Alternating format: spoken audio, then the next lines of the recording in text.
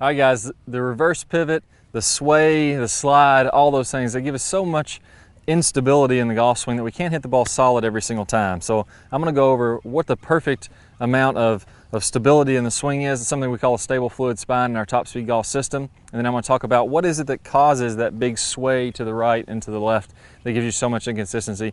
You're going to be able to put the club on the ball solid every single time once you can stabilize the body, and I'm going to show you how. Let's go and get started.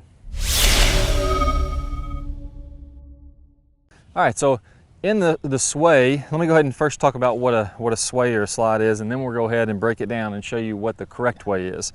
So whenever I'm sliding my hips to the right like this, as I add rotation to that, that gets my hips moving too far this way, my upper body starts to lean back, and then I fall the other way in the downswing, and it's really tough to get contact on the ball correctly. So I'm showing you the slow motion video of me kind of sliding back and forth. When I did that very hard, I felt like I almost couldn't even make contact with the ball. I didn't really know where the club was. I didn't know how I was going to pair that up with a good solid strike. So we got to get this a little bit more stable. We call this a stable fluid spine in the top speed golf system because what we're having here is at address, I'm going to have a little tilt with my spine angle, meaning my hips are bumped forward, my upper body is tilted back slightly because of how my right hand is on the club lower and my shoulders are slightly tilted that way. As I go to the top of the swing, I'm simply going to rotate around that. So I'm going to get a little shift to the right, a little bit of weight shift, but that overall angle is going to stay pretty much the same.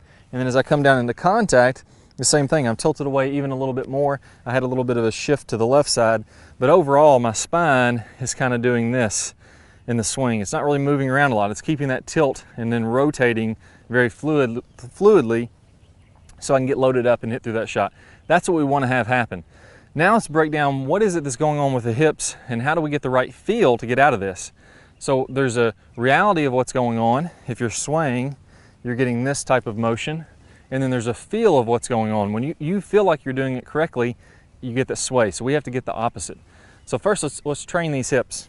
Let's talk about the difference between sliding and rotating correctly. So you can see here, if I was to bump my hips to the right, that would be kind of a sway to the right side. Naturally, you'll start to notice my upper body starts to lean back to the left as I do this. If I was to bump my hips to the left, then that's when I'm going to be falling away. So in a reverse pivot, I'm sliding to the right, my upper body's leaning back. This is the backswing. In the downswing, I'm sliding to the left and I'm falling back away from the ball. Very, very common. We've got to reverse this pattern. So go ahead and bump your hips to the right and to the left a couple times just so you can get the feel of that sliding either way. What I want you to do is start to feel like you're moving a little to the left in the backswing. Before we do that, let's talk about rotation. So now I'm going to keep myself still, myself in the center, and I'm going to rotate. All right, so you notice how this leg is angled back a little bit. I'm basically rotating back and through without any type of sliding. So now let's talk about how to do the opposite of a sway. I had this motion, which would be sliding to the left. Go ahead and do that, and then now rotate. You can see how that's the opposite of a sway. A sway is sliding to the right and rotating. I'm going to feel like I'm sliding to the left and rotating. So here's my backswing. That would be the opposite. My upper body's tilted away from the target. My lower leg, you can see, is now really angled in. So get used to doing that opposite motion. This is exaggerated. This is going to be too much in the other direction, the opposite of a sway, and that's going to help you to fight that feeling. It's going to give you the right feeling to do this. So that would be this motion, right? Leg angled back, upper body tilted away. Very extreme. I'm really exaggerating. I'm going to do this about 20 or 30 reps to really get that exaggerated feeling of the opposite of a sway. Now in the downswing, I'm going to do the opposite of that. When I have my sway, I'm going here, backswing, and then I'm falling back in my downswing. So in my downswing, I'm going to go ahead and get my hips to go this way and then rotate open. So I'm going to do this motion. Again, very exaggerated. Not really what's going to happen in the swing. Notice how my left ankle and my left shoulder, or if you create a line there, my hip is actually bumped back behind that. Right? So I'm going to feel like I'm doing this. Again, this is just a feeling, not really what's going on. I'm going to feel like this is my new backswing. This is my new downswing. Right? And when I actually do that in my real swing, it's going to look something more like this. It's going to look like a real swing. I'm getting the opposite of the sway to fight that habit.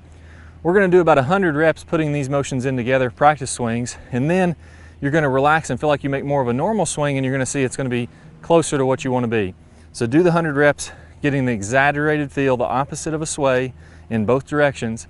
Get comfortable with that, and then feel like you go back and make a little bit more of a normal swing, and it's going to get rid of that swing action. You're going to get a nice stable spine angle, and you're going to have a good turn back and through. There you go, guys. Hit them well, get rid of that swaying action. We got to first trick our brains into getting the opposite, and then we'll be able to eliminate it very quickly. Good luck, do the drills. I'll see y'all soon. All right, guys, I hope y'all really enjoyed this video. If you did, I got a great bonus for you. We all want lag in our golf swing. We know that is crucial. Getting a lot of lag and then releasing that to get a lot of speed has to happen. I'm gonna play a bonus video that goes over one of my #1 lag drills out there. I'm gonna show you how the pros do it and how you can do the right takeaway to improve your lag right away. So that preview of that video is gonna come up here in a second. Just click the link that pops up on your screen. If you're on a desktop device, if you're on a phone or a tablet, go ahead and click the iCard. You'll get instant access to it. Click that thumbs up, that really helps us out. Remember to subscribe so you'll get our latest videos, and I'll see you on the lag video. Hi guys, and welcome back. I'm Clay Ballard, and in today's video we're going to talk about one of the absolute worst drills for creating lag. It's a very common drill that I see. And in this drill, what we're going to do is we're going to set the wrist very early to create an angle of lag, and then we're going to try to hold this throughout the swing. It's one of the worst things that you can do to build lag. I'm going to talk about the science behind why this is the case, and I'm also going to give you a great drill to help you improve your lag, all in this video. Let's go ahead and get started. If I do it this way versus holding that position, exact same thing happens when we're building the lag in the golf swing. So what we want to do is throughout the swing, I want to have a very low and wide takeaway. So I'm not going to set my wrist early at all. If you look at a lot of the top players, you look at Adam Scott, very wide takeaway, not very much wrist set at all. You look at Rory McIlroy, you look at Tiger Woods. All these players are using a wide takeaway and not getting very much wrist set, so that later in the swing, as we start down, we can increase this wrist set, and we're really only going to max out this angle of lag for a split second in the downswing. Okay, so a 3-step drill here. Now, as we get started with this, I want to remind you that the fulcrum in this golf club for getting a massive amount of lag is right at the end of the golf club. This is where I want my hinge point to be. I want to use the full